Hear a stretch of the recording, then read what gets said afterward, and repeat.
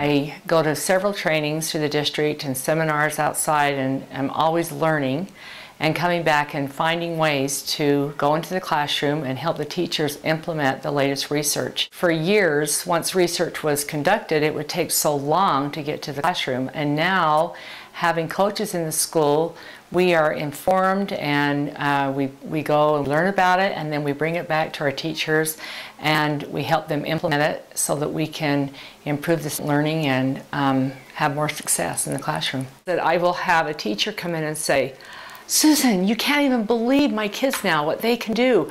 I broke this lesson down and now they can see how to compute the problem," or whatever it is. But I have people all the time coming in, teachers coming in, and they are finding success. And I think it's just because the teachers at Foxboro are so willing to make change. They just embrace change. They embrace new learning. In faculty meetings, I give a little coaching commercial, I call it. We begin each faculty meeting with that, and it's techniques on classroom management so that they can take that away and try that technique in their classroom sometime throughout the week.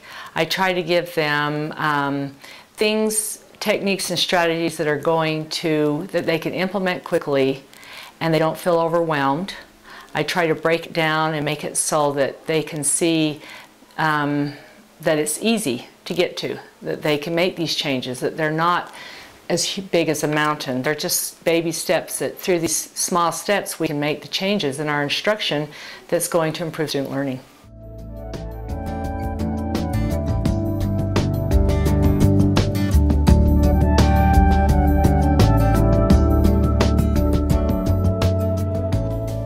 Best job ever is, and I know it might sound trite, is coming to work with people that you have so much fun with. We enjoy each other, we have a good time, we work hard. There's no one can say that you don't work hard, but we have a good time while we're here. My main focus on that, though, is to be a help. Even though I may have my own work to do, I feel like we are here to serve. I feel like I'm here to lighten a teacher's load, to make a student feel safe. If a parent comes in and is just venting and just is upset, I try to just be a listener, because I know that he is concerned for his child and every one of us is concerned for our child, but to not take it personally. He is venting at the situation, not at me. I teach the kids, if it's not bleeding, you don't need a Band-Aid. If it happened yesterday, you don't need a bag of ice, and if you don't have a phone pass, you can't use the phone. That's the funny side. On the other side, I want every student to understand and to know the office is a safe haven. And if they feel afraid of anything, if they are hurt, if something is not right, if they can't find a teacher, they're in a panic mode, this is the place to come and we will help them. Most of the time, my heart really kind of goes out to those little ones that are struggling, whether it's not necessarily academically, but with some behavior problems. If they're angry, if they have a hard time managing themselves in class, and they seem to be sent up to the office a lot, my heart kind of goes out to them. And I just try to reinforce the fact that they are okay. And I don't know, for some reason I do kind of have a soft spot in my heart for those students.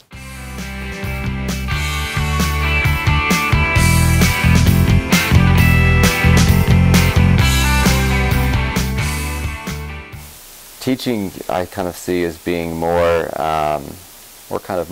directors and guiders, and we've used the technology more to teach them how to be effective in this new kind of climate that they're going to go into when they become adults. You know, when they start to grow up and they start to get into the workforce, the kinds of things we do here with, you know, sending emails and doing Word documents and stuff is what they're going to be doing. So we've used it more as showing them how to be more efficient and more professional, as well as being able to collaborate with their peers and stuff a lot more even when they're not at school. It all comes down to student-based inquiry, where they are the ones doing the discovery. There's kind of two ways you can learn science. The teacher can either feed science information to you that people have already learned, and when they learned it, They learned it because they did the experiment. They made the experiment. They're the ones that discovered the information. And then the teacher can give them, the students, that information so that they learn after that. Or you can have the students do what those people did, create the experiment, do the experiment, perform the experiment, and then they kind of take the role of the scientist and create the learning on their own. And I'm kind of more there as almost like a babysitter, kind of, that guides them in the right direction and says, well, maybe we should move this way, maybe that way, but it kind of lets them be in charge. The job I was doing right before I started teaching was foster care through therapeutic foster homes in Salt Lake. Going through the whole foster care process and seeing the home version of a lot of the kids that you see here. Because when you're here at school teaching, you see how they act here at the school, you know, but you don't get a real good feel for who they are outside of school. And that job kind of gave me that side of it, so it makes me able to be a lot more compassionate and understanding of kids when I see them here, and I can see kind of the situation that they're probably dealing with at home.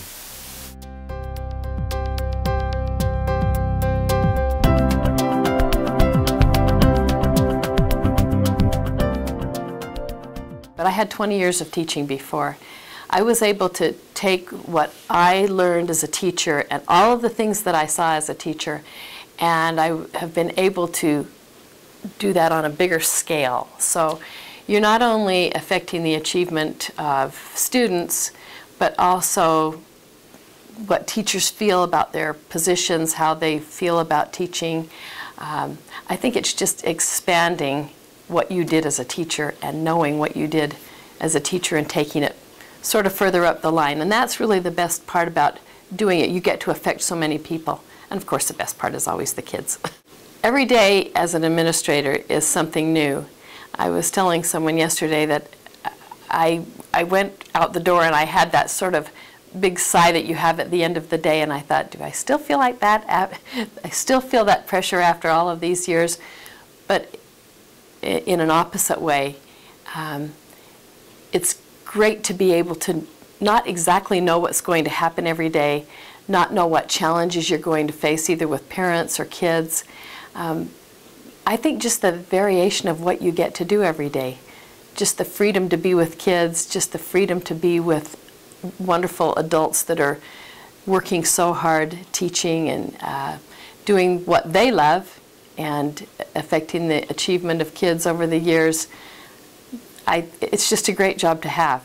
We try to do things to keep the buildings and the feel of the school together. And one of the things that we do is most of our classes have a buddy class that they will do some activities with, usually once a week or once every couple of weeks. That's one thing that we do to keep things together. One of the fun things that we've done over the last few years is called SWKN, and that stands for South Weber Kid News. Every Monday morning at 9 o'clock, we have the news that is shown to everybody at the same time at 9 o'clock in both buildings. That's probably been the biggest thing that has unified our two buildings and keeps our campus together.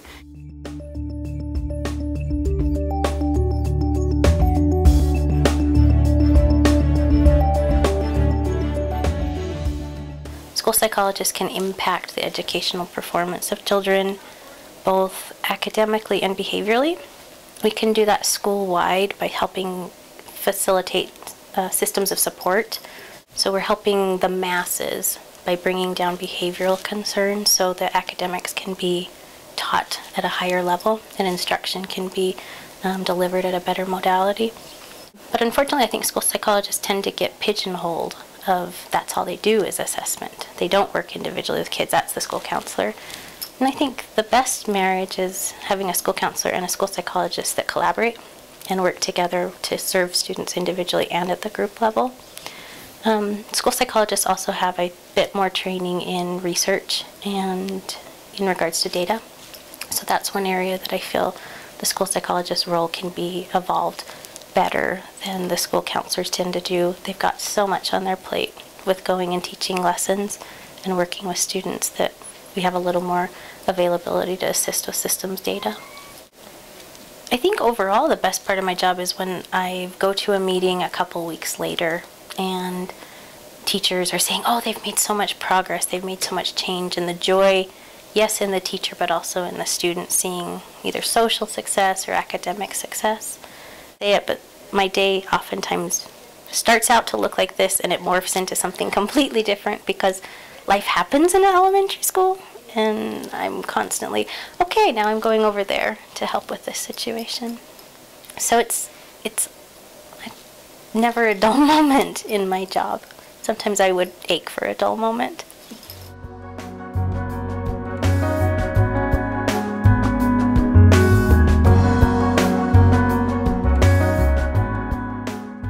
I am a media maniac. I love all kinds of media, all kinds of information. And so I realized it really was a very good fit. It was kind of incredible because you deal with all the subjects. And I love just about everything.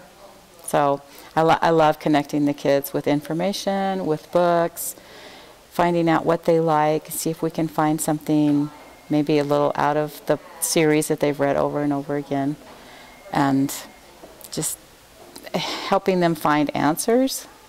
So I just love media. So it's turned out to be a really good fit, where I thought that would be something I'd probably never want to do. Students should never have to guess, well, can I go to the library today? Can my teacher send me to the library with a note? Or will the door be closed? So I try to have access, the students have access before school, a little bit after school. I tell the students they're welcome to be in here as long as I'm here after school.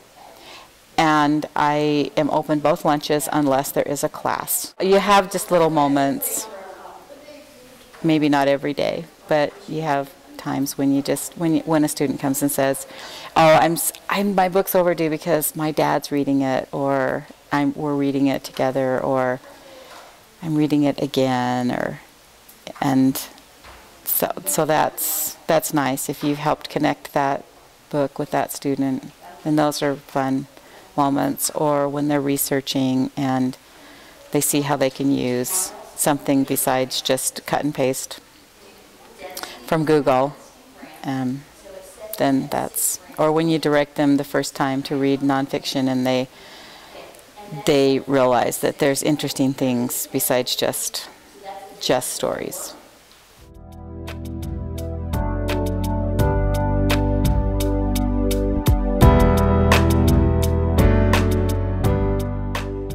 Well, the first day I came into the classroom, I found what is the hardest thing for me is I only can speak Chinese and no English. And they are so little, it's just like 5 years old. How can they understand what you are talking to them? And sometimes you cannot speak English, kind of scare the little kids. So I was, the first day was the worst day in my life. I spent so much time to dig myself deeper, to dig out more ways, more creative ways, more handball ways, and the American children were like. So they were interested in the language and the way they can in the language. This year, the students doing so wonderful. From January, when they come into this class, they never spoke any English to me. They always speak Chinese, only Chinese to me. Even in the daily life, they are trying to express themselves in Chinese, not English. So that's not, they are learning from the curriculum or the textbook or the story, but they are learning from my daily language as well. So I like my school, I love my school, I love my students, and I love this school district. If it is possible, I wish I could work for this school district for the rest of my whole life. But now I'm just a guest teacher.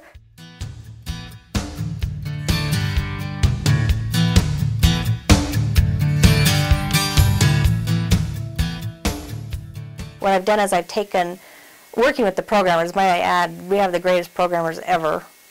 So working with them to develop a new program to get all of the paper tests online, which not only saved money, we going green because we're saving all that paper.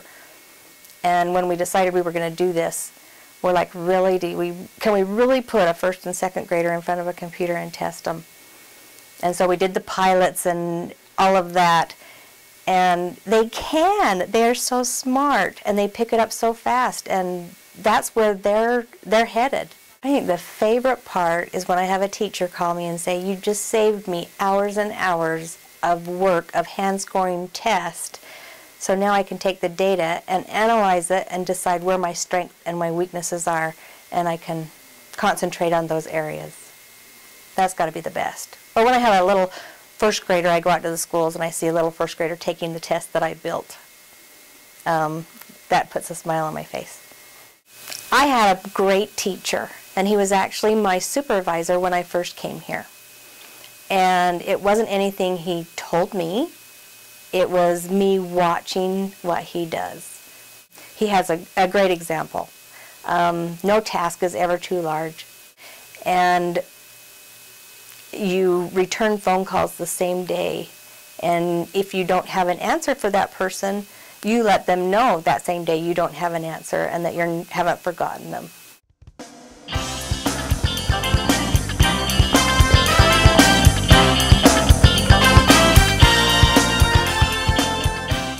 I'm a very visual person.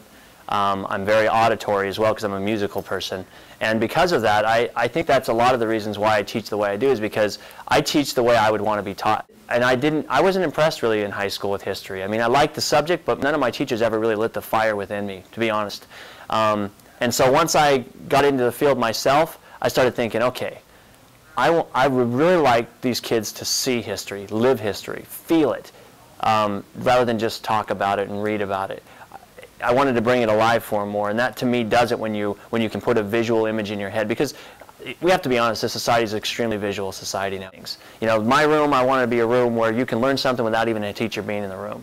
You can just walk in and there's something to learn about in here. All right, I can refer, I mean, the flags, people ask me about what these flags are, what country they represent, what organization they represent. I get that asked all the time by students who I don't even have, students who wander in here at lunchtime, students who are sophomores who don't have me, and I have that happen all the time. And so, and I rotate the posters out too. Right now we're studying World War II, and we'll be going into the Korean War, into the Kennedy years, into Johnson, the Civil Rights Movement. So these are rotating all year long too. And so it takes a lot of time. You know, a lot of high school teachers look at me like, you're out of your mind. You know, that's what an elementary school teacher does. You know, they change their billboards and stuff. It does take time. I spend many hours a year doing this, but it's worth it to me because I like as much as the students do. I absolutely love teaching American history. It is what I love about it is because it's my hobby, it's my passion, it's what I like to do when I'm not working. And so the fact that I get to do this while working,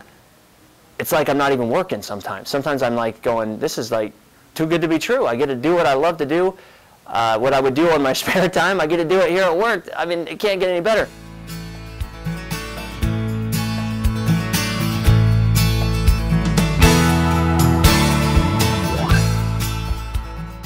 The best part of the day is when I'm just one of them. But I really, in their mind, I'm a 12-year-old just like them, and I'm working hard and learning just like they are. And you can see it in their eyes and the way they talk to you.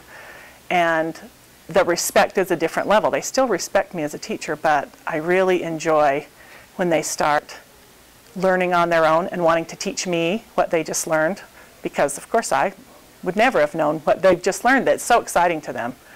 And that's the best part of the day, is when you can see it in their eyes. They have learned something that they really think they're the only person that knows, and they have to tell every single person, even me. I really believe that there should be homework every night. Not a lot. They get about 8 problems a night. And mainly I want to see, can they do the same skill they've learned in class, can they do it when they get home, after they've been out of my room.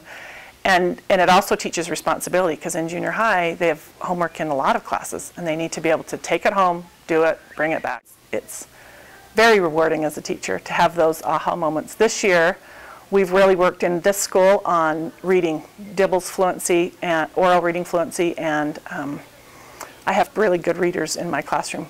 But I have one girl who has come to live with her father, and her mother didn't necessarily send her to school a lot. She missed a lot of school, so she's way behind.